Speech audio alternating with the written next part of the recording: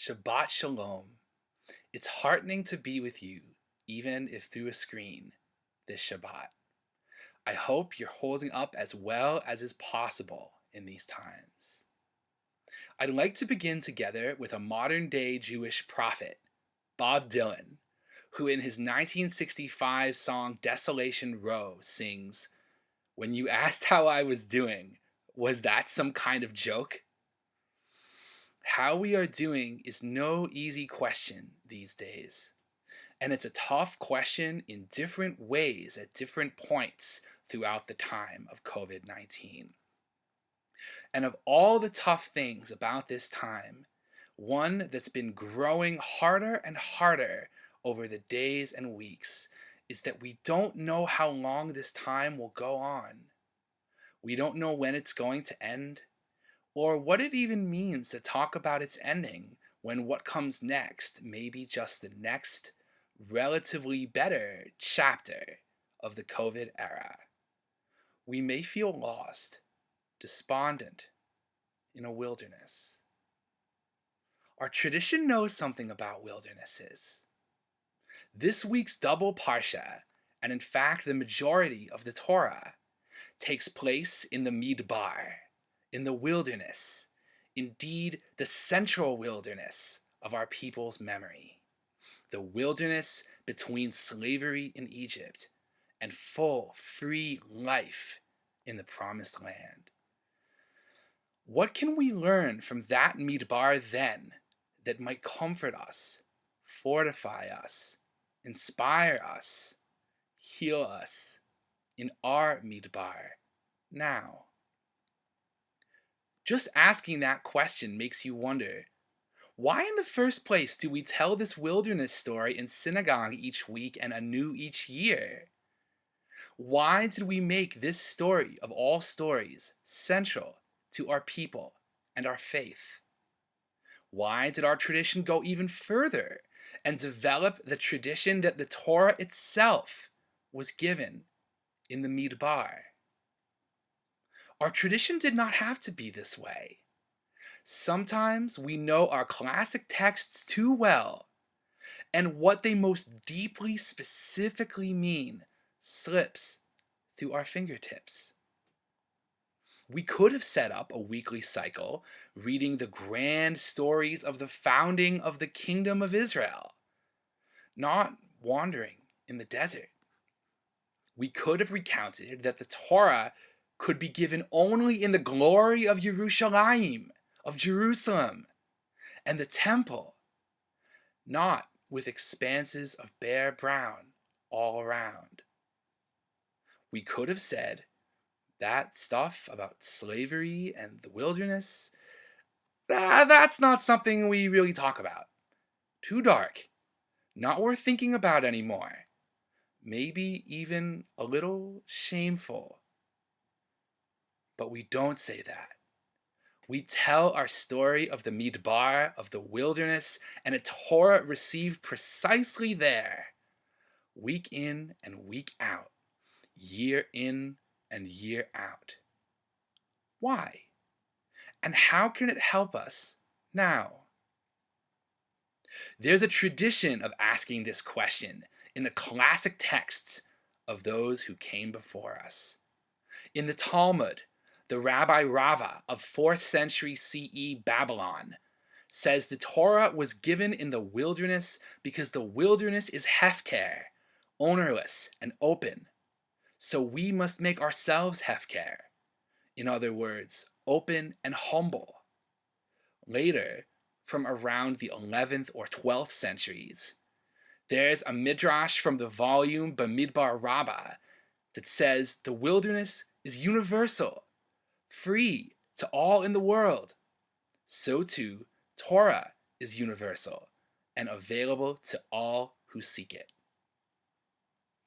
Let me suggest another answer to this age-old question that is apt for our present moment.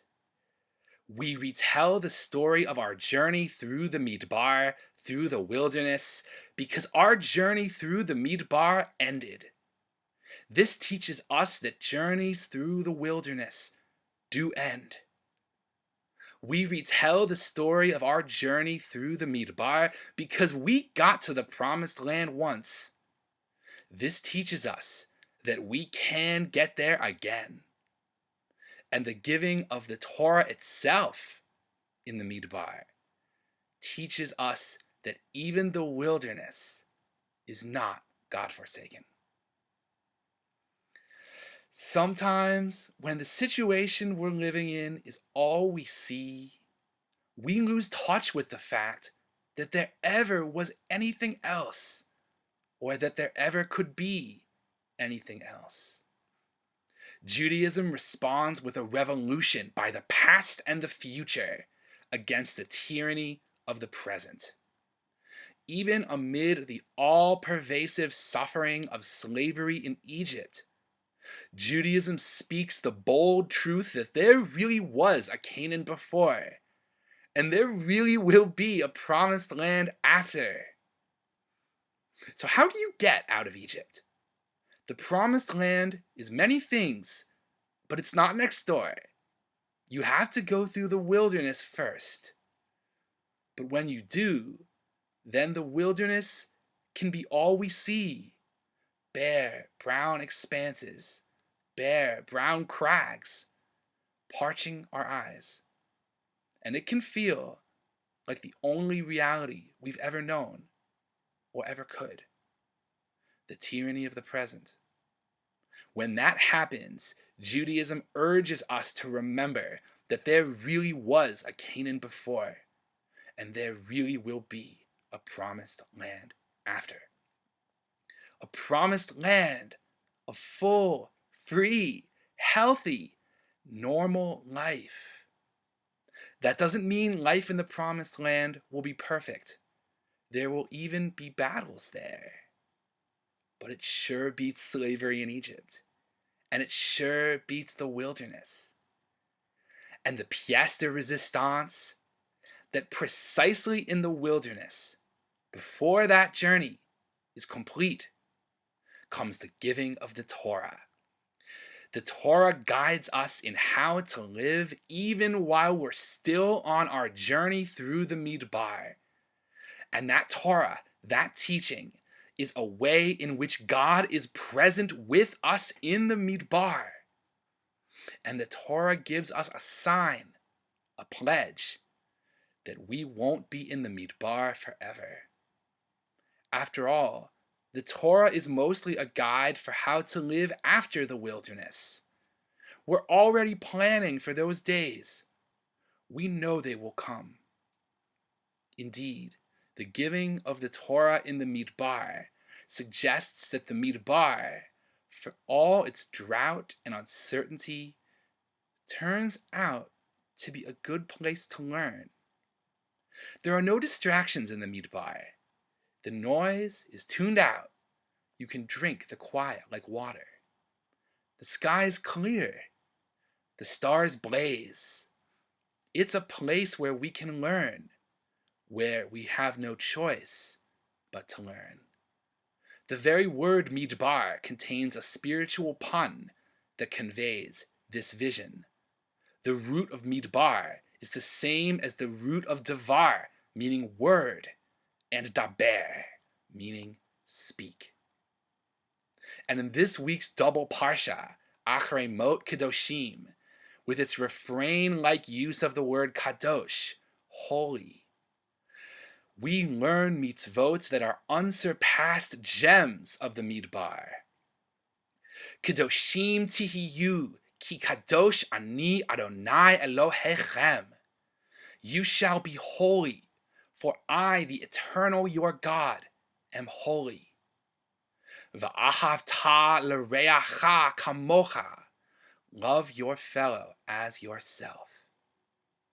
Even now, the sound of those mitzvot, the voice of the Torah, rings out across millennia, as across the dry earth and bare crags of the Midbar. Our lives are multiple overlapping journeys at varying stages. At any given time, we're in the wilderness on one matter, on one goal. already in the promised land on another, still in slavery in Egypt on another, and maybe still back in a happy Canaan on yet another. Right now, we are all in the wilderness of the coronavirus, and we are deep within that wilderness. And it is just as true that we will get to the promised land. And the crags will be bare brown across the horizon, and we will get there. And the way ahead will twist and swerve, and we will get there. We know, as human beings created in the image of God, that twisting paths and bare crags are not all there is. And in a surreal, poignant way, the era of the coronavirus, challenging and even tragic as it has been, has indeed turned out to be, along with everything else, an era of learning. In the news, somehow right alongside the stories of hardship we know so well, are stories of families spending more time together, eating more meals together, talking and listening to each other more, even having fun a little more, and people newly focusing on doing what matters and what lifts us up, and treating each other right. In other words, focusing on how to be holy and how to love our fellows as ourselves. All that we learn in these days will guide us in making of this Midbar the best that we can. As the great mid-20th century Austrian Jewish philosopher and psychologist Viktor Frankl taught us, we may have limited control over the circumstances we face, but we have infinite control over how we will face them. What we can strive to learn in these days can guide us to be the best human beings we can be once we do get beyond this Midbar and into the promised land. It's never too early to start planning for the promised land. It is our plans for that promised land that give meaning to our journeys through the Midbar. And our plans for that promised land serve as a sign that the promised land is a place we truly can reach. That's what promised lands are for. Shabbat Shalom. Thank you. Wishing you and yours wellness in all ways.